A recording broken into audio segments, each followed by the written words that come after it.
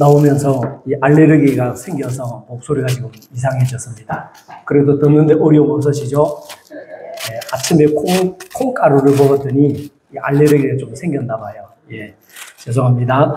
자, 우리 한 주간 동안 평안하셨습니까? 인사할 때에, 우리 앞사람, 저사람 인사 나눌 때에 한 분이 사랑합니다. 그러면 또 한 분이 축복합니다. 이렇게 인사 나누겠습니다. 인사 나눕니다.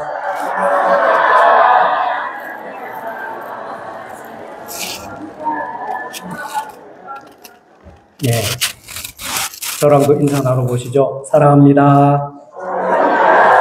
예, 축복합니다. 예, 감사합니다. 사랑하는 성도 여러분, 주님의 은혜와 평강을 기원합니다. 이제 날씨가 아침 저녁으로 제법 많이 선선해졌습니다. 이 좋은 날 하나님의 전에 예배하러 오신 여러분들 진심으로 환영합니다. 지난 주일에 로마서 12장 1절, 2절, 2절의 말씀을 가지고 공동체를 위한 헌신이라는 제목으로 말씀을 드렸습니다.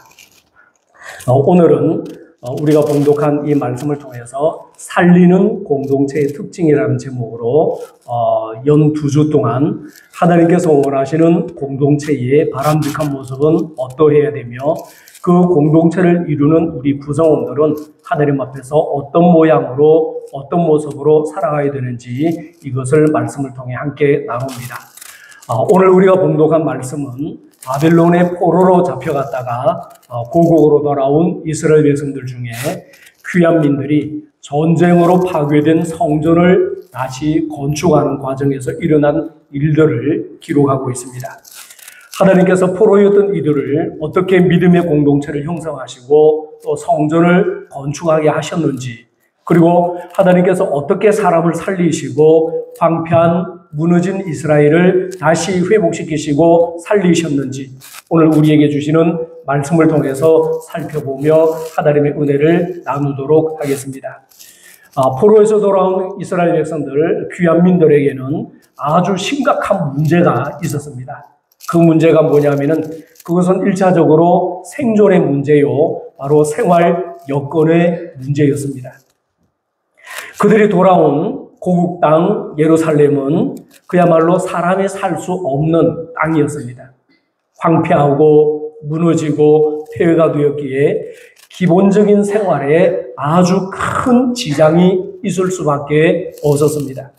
그래서 이스라엘 백성들은요, 돌아온 고국 땅, 그 예루살렘에서 이곳에서 무너지고 황폐하고 그야말로 쓰러진 이 땅에서 살아야 한다는 그 명제가 그들에게는 절체절명의 과업으로 남았습니다.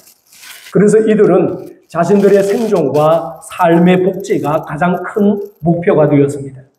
그래서 바벨론에서 자신들을 이끌어내신 하나님의 뜻에 대해서는요, 전혀 관심이 없고 하나님의 말씀 듣기를 아예 거부하며 눈을 닫고 귀를 닫았습니다.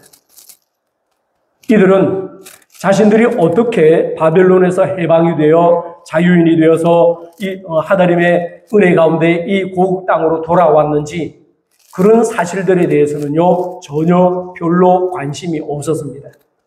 그들은 오직 먹고 사는 문제, 의식주만 잘 해결되면 모든 것이 해결되는 것처럼 착각 아닌 착각 속에 빠져 있었습니다. 그 결과 무너진 하나님의 성전 재건에 대해서는 뭐 그리 바쁘냐, 뭐 그리 서두르냐, 이런 마음으로 시기상조라는 의견들이 득세했습니다. 저도 우리 교회에 와서 무슨 일을 추진하려고 하니까 뭐 그리 바쁘냐고, 뭐 그리 서두르냐고, 뭐 그리 거기에 애를 쓰냐고 이런 말을 들었던 적이 있습니다. 이스라엘 백성들도 먹고 살기에 급급했던 나머지 하나님의 일에 대해서, 성전 재건에 대해서는요, 시기상조라는 의견이 분분했습니다. 성전 건축은 아직 때가 아니라는 주장이 설득력을 얻었습니다. 이들은 하나님의 일은 전혀 관심이 없고 뒷전이었습니다. 마치 요한복음에 나오는 기사처럼 넉 달이 지나야 추수할 때가 이르겠다고 주장하는 제자들들은 그들은요, 별반 다를 바 없었습니다. 실제로 예루살렘으로 돌아온 그들의 경제적인 여건은 그야말로 열악하였습니다. 그야말로 맨손으로 일어서야 했습니다. 불타고 무너지고 황폐해버린 하나님의 성전과 그들이 살아가야 할 집과 여기저기 무너진 곳을 보수해야 하고 새로 재건해야 하는 막중한 과업과 책임이 그들의 눈앞에 보란듯이 펼쳐져 있었습니다. 그러나 이것을 뒷받침해 줄 현실적인 여건은 전무하다시피 너무나도 열악했습니다. 더 나아가 그 어디에도 하나님이 그들과 함께 하신다는 증거나 실정은 아무것도 없었습니다. 이것은요, 너무나도 뼈아픈 현실이었습니다. 그래도 솔로몬 성전 건축 때에는요, 비록 이방인이었지만은 두로왕, 히람과 같은 이들이 성전 건축을 돕기도 했고 다윗 왕 시절에 모아두었던 재정도 넉넉하여 매우 여유로웠습니다. 이것은 하나님이 주시는 복의 반증이기도 했습니다. 하나님은 솔로몬의 성전 건축 과정에 함께 하셨습니다. 하지만 거기에 비하면은 이번에 바벨론 귀환민들에게는요, 하나님께서 아주 야박하실 정도로, 아주 인색하실 정도로 전혀 관심이 없으신 듯이 보였습니다. 그래서 이들은요, 하나님이 도와주시지 않는데, 하나님이 함께 하시지 않는데, 하나님의 손을 내밀어 주시지 않는데 우리가 나선들 무슨 소용이 있겠느냐, 이런 푸념과 볼멘 소리도 나왔습니다. 그러나 이런 와중에도 하나님은 조금도 변함없이 일하십니다. 하나님은 집을 짓기 전에 먼저 사람을 세우십니다. 누가 그러더라고요. 얼마 전에 항정지역 선거에 있었는데 목사님 뭐 그리 서두르냐고, 뭐 그리 바쁘냐고, 왜 그래 거기에 앞장서느냐고. 여러분, 하나님의 일은 기도하면 되는 거예요. 하나님은 집을 짓기 전에 먼저 사람을 세우십니다. 여러분 믿으십니까? 하나님은 아무리 급하고 아무리 바쁘다 하더라도 집부터 짓지 않으신다는 말입니다.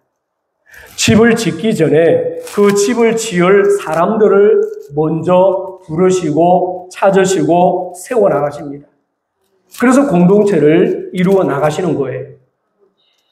하나님은 건물보다는 그 건물을 지을 사람을 먼저 부르십니다. 여러분, 예수님을 보세요.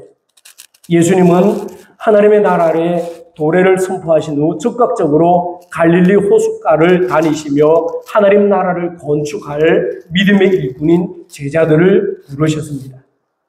성경은 한 사람의 영웅을 만드는 것보다도 부족하더라도 여럿이 함께 더불어 공동체를 만들어 하나님의 목적을 이루어 나가신다는 것을 우리에게 보여주고 계십니다. 왜 그렇게 하실까요? 그것은 하나님께서 성부와 성자와 성령 삼위일체 함께 일하시기 때문입니다. 그래서 하나님은 남자와 여자를 만들어서 가정 공동체를 세우셨습니다. 하나님과 사라 이래로 이스라엘의 12지파를 이루게 하시고 그 12지파 가운데 유다지파를 통하여서 온 인류의 역사를 구원할 메시아를 주셨습니다. 그리하여 예수님을 나의 구주로 고백하는 하나님의 공동체에도 하나님께서 함께 일하심의 은혜가 역력하게 나타나고 있습니다. 이런 하나님의 공동체는 두드러지는 특징이 있습니다. 그 특징은 뭐냐면은 바로 하나님의 말씀에 응답한 사람들로 공동체가 구성된다는 사실입니다. 하나님의 일을 하기 위해서는 먼저 목사가 기도합니다. 기도하고 하나님의 은혜가 임하고 하나님께서 허락하시면 그 일을 이루어 나갑니다. 사람의 욕심으로 행하지 않습니다. 사람의 욕심이라면 한 발짝 물러날 줄도 알아야 합니다. 하나님께서 사람을 세우시기 위해서 먼저 부르십니다. 오늘 본문에 보면은 세 사람에게 하나님이 말씀하시죠. 총독 스룹바벨, 대제사장 여호수아, 그리고 하나님의 말씀을 전파하는 선지자 학개입니다. 여러분, 이 세 사람에게는 공통점이 있습니다. 어떤 공통점일까요? 그 공통점이 무엇일까요? 이들은 사회적 신분으로 고관이 아니었습니다. 책임자의 위치에도 있지 않았습니다. 하기원 지연, 혈연으로 얽히지도 않았습니다. 그들은 오직 하나님 보시기에 순수하게 하나님의 성전 건축 명령에 귀를 기울이고 그 명령에, 그 말씀에 신실하게 반응하고 순종했습니다. 그렇습니다, 여러분. 하나님이 구성하시는 믿음의 공동체는 오직 하나님의 말씀에 반응하여 헌신하는 사람들로 구성된다는 사실입니다. 할렐루야. 예수님의 12제자들은 나를 따라오라, 나를 따라오라는 예수님의 말씀에 즉시 응답하여 배와 그물과 부모를 버려두고 예수님을 따랐습니다. 이 모습처럼 그들도, 오늘 본문에 나온 그들도 다리오 왕 제2년 6째 달 24일, 즉 하나님의 성전 건축에 대한 말씀이 처음으로 떨어진 6째 달 초하루부터 불과 24일 만에 성전 건축을 위한 첫 삽을 뜨기 시작했고 52일 만에 성벽을 완성하게 됩니다. 하나님의 말씀에 영적으로 반응하는 그 영적 순발력이 이들은 대단히 민첩했다는 사실입니다. 말씀으로 이루어진 공동체는 눈에 보이는 어떤 상황보다는 하나님의 말씀에 집중합니다. 여러분 믿으십니까? 오늘 본문에 나오는 그들이 짓고 있는 성전은 오늘 본문 5절에서 하나님께서 말씀하시듯이 솔로몬의 성전에 비하면 참으로 보잘것없습니다. 그러나 하나님께서는 마음을 굳세게 하여 일하라고 말씀하십니다. 그렇습니다. 말씀의 공동체는 현실을 무시하거나 과대 포장해서는 안 됩니다. 정직해야 합니다. 덧대지 말아야 합니다. 꾸미지 말아야 합니다. 일을 뒤에서 도모하지 말아야 합니다. 올바른 공동체, 건강한 공동체, 말씀 공동체는 현실을 현실대로 인정할 줄을 알아야 합니다. 하지만 열악한 현실에 발목이 묶이는 포로가 되지 않습니다. 있는 그대로를 인정하고 수용하고 받아들입니다. 그러나 그것에 굴복하거나 어려운 현상으로부터 도피하지 않습니다. 오히려 그 현실을 바탕으로 해서 있는 힘껏 온 마음을 열어 하나님 앞에서 내가 해야 할 일이 무엇인가를 알고 최선을 다하고자 노력합니다. 미래를 준비하는 우리 총교회와 성도들도 이런 마음으로 모든 일에 최선을 다해야 합니다. 그래서 하나님의 일을 함에 있어서 여러분 마음 상하지 않아야 합니다. 다투지 말아야 합니다. 혈기 부리지 말아야 합니다. 주님 일에 하나가 되어야 합니다. 하나님의 일을 한다고 하면서 주의 영광을 드러낸다고 하면서 서로 마음이 상하고 다투고 얼굴 붉히고 마음이 안 맞으면 안 하는 것이 낫습니다. 이스라엘 백성들은요, 그런 상황의 통제나 그런 말씀의 환경에서 벗어나거나 환경의 노예가 된 것이 아니라 오직 하나님의 말씀, 하나님의 영광에 이끌림을 받고 있기 때문입니다. 하나님의 말씀은 현실 안에서 더 높은 이상을 추구하도록 우리를 믿음으로 격려하고 이끌어 나가십니다. 그러기에 우리는 하나님의 말씀에 순종해야 합니다. 여러분 믿으십니까? 자, 여러분 본문 4절 한번 보시기를 바랍니다. 이 말씀은 아주 특이합니다. 좀 길지만은 4절을 같이 읽어봅니다. 그러나 여호와가 이르노라 스룹바벨아 스스로 굳세게 할지어다. 여호사닥의 아들 대제사장 여호수아야 스스로 굳세게 할지어다. 여호와의 말이니라. 이 땅 모든 백성아 스스로 굳세게 하여 일할지어다. 내가 너희와 함께 하노라. 만군의 여호와의 말이니라. 아멘. 이 4절 말씀뿐만 아니라 우리는요 이사야 41장 10절 말씀을 잘 압니다. 물론 이 말씀을 암송하는 분도 계시겠지만 여러분 들어보시기 바랍니다. 두려워하지 말라. 내가 너희와 함께 하리라. 놀라지 말라. 나는 내 하나님이 됨이니라. 내가 너를 굳세게 하리라. 참으로 너를 도와주리라. 참으로 나의 의로운 오른손으로 너를 붙들리라. 아멘. 우리는 이 말씀을 나에게 주시는 말씀으로 하나님의 격려를 받는데 아주 익숙한 말씀입니다. 그런데 오늘 본문의 말씀은 아주 정반대의 말씀을 하십니다. 너희들 스스로 굳세게 하라 그러십니다. 아니 이사야서의 말씀에서는 두려워하지도 말고 놀라지도 말아라. 내가 너를 굳세게 하리라. 나는 내 하나님이 됨이라. 너를 도와주리라. 너를 붙들리라. 그렇게 말씀하시는데 오늘 말씀에 보면은 너희들 스스로 굳세게 하라 그럽니다. 그러지 않아도 바벨론에서 돌아온 귀환민들은 하나님의 분명한 도우심과 외부적인 자원이 없어서 현실적으로 좌절과 낭패를 겪고 있었습니다. 그런데 하나님은 이것을 아시는지 모르시는지 이들을 향해서 스스로 굳세게 하라 말씀하십니다. 너희들 스스로 굳세게 하라. 왜 이렇게 말씀하시는 것일까요? 여기서 스스로 굳세게 하라 이 말의 히브리의 원어의 뜻은 강하다, 용기 있다, 지배하다, 다스린다 이런 말과 같은 뜻을 가지고 있습니다. 그런데 하나님은 왜 너희들 스스로 힘을 내라, 너희들 스스로 굳세게 하라 이렇게 굳이 말씀하셨을까요? 그 사례를 성경에서 한번 들어보겠습니다. 바로의 왕궁 앞에서 지팡이를 들고 서 있는 모세에게 하나님은 모세에게 말씀하시기를 내 손에 있는 것이 무엇이냐 물으십니다. 하나님이 몰라서 물으셨을까요? 남편을 잃고 과부가 된 선지생도의 부인에게도 엘리사는요 내 집에 있는 것이 무엇이냐 묻습니다. 엘리야 선지자가 몰라서 물었을까요? 5,000명을 먹이신 베세다 들녘에서 예수님은 제자들에게 말씀하시기를 너희에게 떡이 몇 개가 있느냐 물어보십니다. 몰라서 주님이 물어보십니까? 이 모든 물음들은 모든 사람들이 다 외부로부터 밖으로 눈을 돌릴 때 밖에서 오는 것을 찾기보다는 먼저 우리 자신에게 너에게 있는 것을 발견하라는 말씀입니다.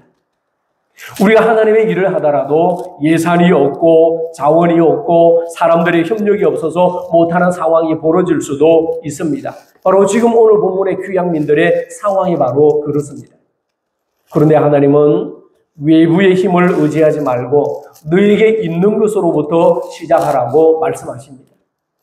사실 고국 땅으로 돌아온 귀향민들은요 그때까지도 외부에서 오는 지원에 아주 익숙했습니다. 외부 세력에 의해 붙잡혀간 그들은요 바벨론 사람들의 눈치를 보며 사는 피지배 계급이었습니다. 그러다가 다시 회방이 되어서 고국으로 돌아온 것도 감사하게도 바사왕 고레서의 칙령이 있었기 때문입니다. 이런 것들은요 무엇 하나라도 자신들의 힘으로 스스로 한 것이 하나도 없었습니다. 그렇게 이들은 자신들로부터 시작되는 자기 헌신을 생각하지 못했습니다.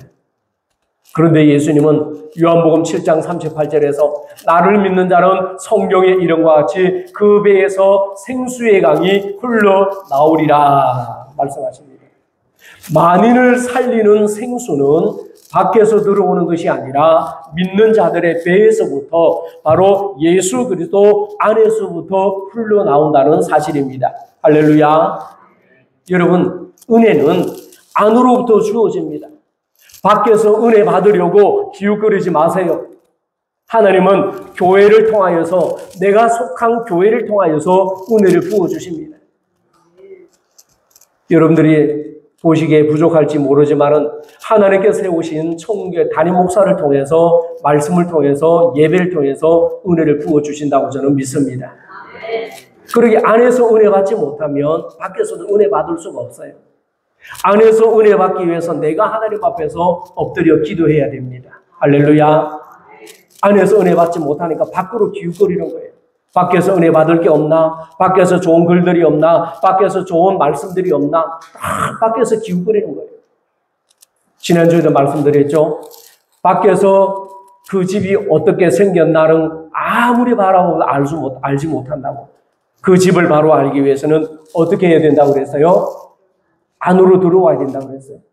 안으로 들어와야 그 집의 생김새를 알 수가 있고 그 모양을 알 수가 있는 것이죠.